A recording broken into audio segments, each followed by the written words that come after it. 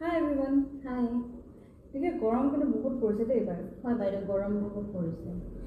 আপোনালোকে যে গৰমটো অনুভৱ কৰিছে, ইমান বেছি গৰম পৰিছে আৰু এইটো গৰমত নহয় নিজকে হাইড্ৰেট কৰি ৰখাটো বহুত দৰকাৰ। গৰমত আমি মানুহবোৰে ভিতৰত থকাটো খুব কঠিন হৈছে, ইমানেই গৰম পৰিছে।